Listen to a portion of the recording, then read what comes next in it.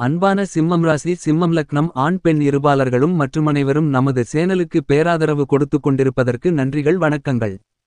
சிம்மம் ராசிக்காரர்களுக்கு 2024 பிப்ரவரி 13ஆம் தேதியன்று நிகழ்ந்த சுக்கிரபெயர்ச்சி நிகழ்வால் இது நடந்தே தீருமென்று கருதக்கூடிய வகையில் என்னென்ன விஷயங்கள் உங்களுக்கு அமைகிறது. கற்பனையில் கண்டவை எல்லாம் நிஜவாழ்வில் நடக்கக்கூடிய ஒரு இனிமையான காலகட்டமாக மாறுவதற்கான வாய்ப்புகளும் யோகங்களும் எந்தெந்த விஷயங்களில் கிடைக்கின்றது என்று பார்ப்போம். உங்களுடைய ராசிக்கு 5ஆம் இடமான பஞ்சமஸ்தானத்தில் பயணித்துக் கொண்டிருந்த சுக்கிரன் மிகவலுவாக உச்சம் பெற்ற செவ்வாயுடன் 6இல் இணைந்துள்ளார். பொதுவாக 6ஆம் இடத்திற்கு சுக்கிரன் வருவது ஒரு சாதகமற்ற அமைப்பு என்றாலும் உச்சம் பெற்ற செவ்வாயுடன் இணைந்து சஞ்சரிக்கக்கூடிய இந்த காலகட்டமென்பது சுக்கிரமங்களயோகம் நிறைந்து கிடைக்கிறது என்பது மட்டுமில்லாமல் பல்வேறு விதமான சிரமங்கள் விலகுவதோடு 7ஆம் பார்வையால் 12ஆம் இடமான விரயஸ்தானத்தை பார்ப்பதால் விரய செலவுகளும் கட்டுக்குள்வரக்கூடிய மிகச்சிறந்த காலகட்டமாக அமைவதற்கான வாய்ப்புகளும் யோகங்களும் உண்டு என்பதை சிம்மம் ராசிக்காரர்களாகிய உங்களுக்கு தெளிவாகவும் துல்லியமாகவும் சுக்கிரன் உறுதி செய்கிறார். இது வரவேற்கத்தக்க ஒரு அமைப்பாக கண்டிப்பாக உங்களுக்கு அமைகிறது. பொதுவாக சுக்கிரனை பொறுத்தமட்டில் நவகிரகங்களிலேயே செல்வ செழிப்புகளை வாரி வழங்கக்கூடிய திடீர் அதிர்ஷ்டயோக வாய்ப்புகளை அள்ளிக் கொடுக்கக்கூடிய தன்னிகரற்ற கிரகமாக செயல்படுபவர்தான் சுக்கிரன். ஏனெனில் நவகிரகங்களிலேயே முழுமையான சுபகிரகமாக இருக்கக்கூடிய குரு செல்வ செழிப்புகளை அள்ளிக் கொடுத்தாலும் திடீர் அதிர்ஷ்டயோக வாய்ப்புகளை கண்டிப்பாக நிறைந்து கொடுக்கக்கூடிய முக்கியமான கிரகமாக இருப்பவர் சுக்கிரன் மட்டும்தான். இவ்வாறான சுக்கிரன் மிகவலுவாக இருக்கின்றபோது மிகப்பெரிய அளவில் முன்னேற்ற வாய்ப்புகள் கண்டிப்பாக கிடைக்கும். அதிலும் இந்த காலகட்டத்தில் தசா புத்திகளின் அடிப்படையில் சுக்கிரமா திசை நடைபெறுகின்றவர்களுக்கு சுக்கிரனின் நட்புகிரகங்களாக இருக்கக்கூடிய புதன் சனி ராகு புத்திகள் நடைபெற்றால் கண்டிப்பாக இந்த காலகட்டத்தில் கற்பனை செய்து கொண்டு இருந்ததெல்லாம் நிஜமாகவே உங்களுடைய வாழ்வில் நடக்கக்கூடிய அற்புதமான அருமையான காலகட்டமாக மாறுகிறது என்பது மட்டுமில்லாமல் சுக்கிரனின் பார்வையில் குரு சமகிரகமாக இருந்தாலும் கூட குருவின் பார்வையில் சுக்கிரன் பகை கிரகமாக பார்க்கப்படுகிறார். எனவேதான் தனுசுராசியில் சுபத்துவ பாதையில் சஞ்சரித்துக் கொண்டிருந்த சுக்கிரன் தற்போது சுபத்துவ பாதையிலிருந்து நீங்கி உச்சம் பெற்ற செவ்வாயுடன் இணைந்து சஞ்சரிக்கிறார். இந்த மாதிரியாக சஞ்சரிக்கக்கூடிய இடம் என்பது சுக்கிரனின் நட்புகிரகமாக இருக்கக்கூடிய சனியின் ஆட்சி வீடான மகரம் ராசியாக இருக்கிறது. சனிக்கும் சுக்கிரன் நட்புகிரகமாக இருக்கிறார் என்பது மட்டுமில்லாமல் செவ்வாய் சமகிரகமாக கருதப்படுகிறார். தற்போது உச்சம் பெற்ற செவ்வாயுடன் இணையக்கூடிய சுக்கிரனின் அமைப்பு என்பது கண்டிப்பாக பொருளாதார ரீதியாக நல்லபல அதிர்ஷ்ட முன்னேற்ற வாய்ப்புகளை ஏற்படுத்தி கொடுக்கக்கூடிய ஒரு மிகச்சிறந்த அமைப்பாக கருதப்படுகிறது. இந்த மாறுதல் வரவேற்கத்தக்க ஒரு அமைப்பாகவும் இருக்கிறது. ஏனெனில் சுக்கிரனின் நட்புகிரகமாக இருக்கக்கூடிய சனியின் ஆட்சி வீட்டில் சஞ்சரிக்கும்போது பல்வேறு வகையான நன்மைகளையும் அதிர்ஷ்டயோக வாய்ப்புகளையும் கண்டிப்பாக நிறைந்து கொடுக்கக்கூடிய அருமையான அமைப்பில் சஞ்சரிக்கிறார். எனவே இந்த காலகட்டத்தில் 2024 மார்ச் 13ஆம் தேதி நிறைவடைவதற்குள் மகரம் ராசியிலிருக்கக்கூடிய சுக்கிரனின் அனுக்கிரகத்தால் நீங்கள் நினைக்கக்கூடிய காரியங்களில் வெற்றி வாய்ப்புகளை தேடிதருவார். ஏனெனில் உங்களுடைய வாழ்வில் சிரமமில்லை என்றாலும் கிரகங்களின் அமைப்பும் பங்களிப்பும் தேவை என்றாலும் கூட மேலும் நல்ல ஒரு முன்னேற்ற வாய்ப்பை பெற முடியும். ஆனால் பல்வேறு வகையான சிக்கல்கள் சிரமங்களிலிருக்கக்கூடியவர்களுக்கு கிரகங்களின் அமைப்பு சாதகமாக இருந்தால் மட்டும்தான் அவற்றிலிருந்து விடுபடுவது மட்டுமில்லாமல் நல்ல பலன்களை நிறைந்து பெறுவதற்கான வாய்ப்புகள் உருவாகும். உதாரணமாக ஒரு பள்ளியில் ஒரு ஆசிரியரிடம் பல மாணவர்கள் படித்துக் கொண்டிருந்தனர். அத்தனை மாணவர்களுக்கும் ஆசிரியர் நல்வழிகளை போதிக்கிறார். அந்த நல்வழிகளை அவரிடம் கல்வி கற்கக்கூடிய பல மாணவர்களும் நன்கு போதனைகளை கற்றுக்கொண்டார்களா என்றால் கண்டிப்பாக இல்லை என்றுதான் சொல்ல வேண்டும். ஏனெனில் அந்த ஆசிரியரிடம் பயிலக்கூடிய ஒரு மாணவன் உணவு வைத்திருக்கும்போது அந்த சரியான தருணத்திற்கு முன்னதாகவே அதை திருடி சாப்பிடுகிறான்.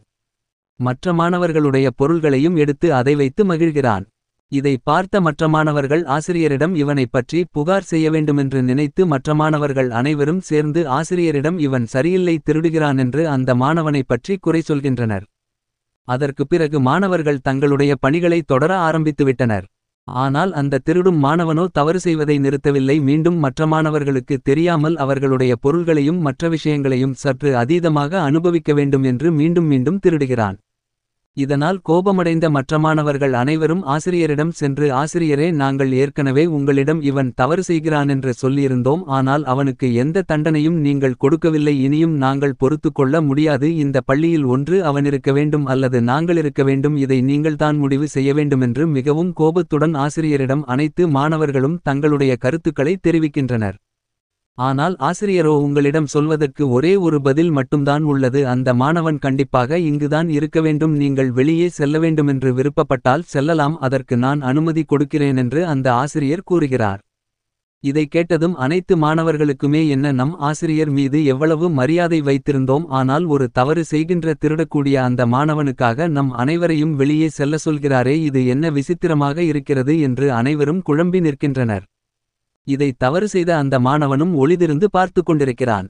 மற்ற மாணவர்கள் அனைவரும் சரி ஆசிரியரே, நாங்கள் இங்கிருந்து செல்கிறோம், ஆனால் எங்களுடைய சந்தேகத்திற்கு நீங்கள் விடையளியுங்கள். தவறு செய்த ஒருவனுக்காக நீங்கள் தவறு செய்யாத எங்கள் அனைவரையும் வெளியில் செல்ல சொல்கிறீர்கள், இதுதான் எங்களுக்கு குழப்பமாக இருக்கிறது என்று கேட்டனர். அதற்கு ஆசிரியர், நீங்கள் அனைவரும் நற்பண்புகளை கற்றுக்கொண்டு விட்டீர்கள். வாழ்வில் எப்படி மகிழ்ச்சியாக வாழ வேண்டுமென்று கற்றுக்கொண்டு விட்டீர்கள்.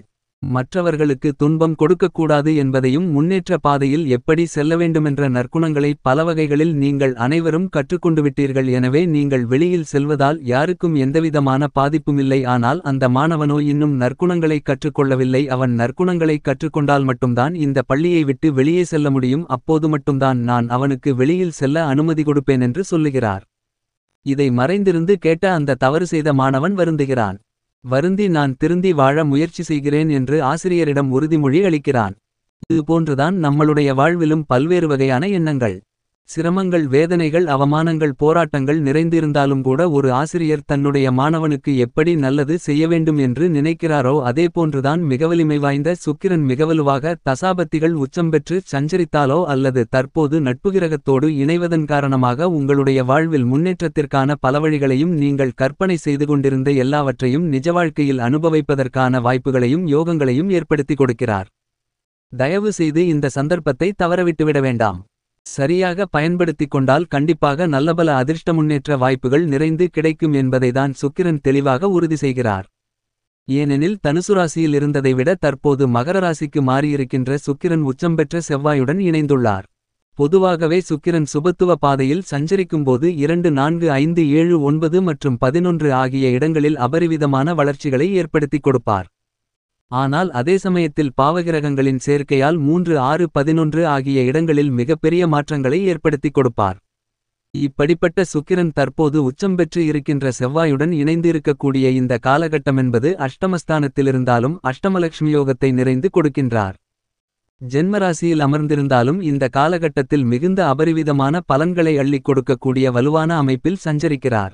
மேலும் சுக்கிரமங்கல யோகம் நிறைந்து கிடைக்கக்கூடிய இந்த காலகட்டத்தில் கண்டிப்பாக எந்த பணிகளை கையில் எடுத்தாலும் அவை அனைத்தையும் திருப்திகரமாக செய்து முடிப்பதற்கான வாய்ப்புகளும் யோகங்களும் அதிர்ஷ்டங்களும் நிறைந்து கிடைக்கக்கூடிய ஒரு இனிமையான காலகட்டமாக அமைகிறது என்பதை சுக்கிரன் தெளிவாக உறுதி செய்கிறார். இந்த மாதிரியாக சுக்கிரனின் அமைப்பு இருக்கின்றபோது சிம்மம் ராசிக்காரர்களாகிய உங்களைப் பொறுத்தமட்டில் ராசியின் அதிபதியான சூரியனை சுக்கிரன் பகை கிரகமாக பார்க்கிறார். சுக்கிரன் ராசிக்கு மிகவும் சகாயமானவராக இல்லை என்றாலும் கோல்சார விதியின் அடிப்படையில் இந்த காலகட்டத்தில் கண்டிப்பாக உச்சம் பெற்ற செவ்வாயுடன் இணைந்திருப்பது என்பது வரவேற்கத்தக்க ஒரு சிறந்த அமைப்பாக கருதப்படுகிறது. என்பது மட்டுமில்லாமல் பல்வேறு வகைகளில் புதிய வாய்ப்புகளை நிறைந்து கொடுக்கின்றார். ஏனெனில் செவ்வாயுடன் இணைந்து சஞ்சரிக்கக்கூடிய சுக்கிரன் சுக்கிரமங்கலயோகத்தை மிகவும் அபரிவிதமாக ஏற்படுத்திக் கொடுக்கிறார். விரயஸ்தானத்தை 12ஆம் இடத்தை சுப பார்வையால் பார்க்கிறார்.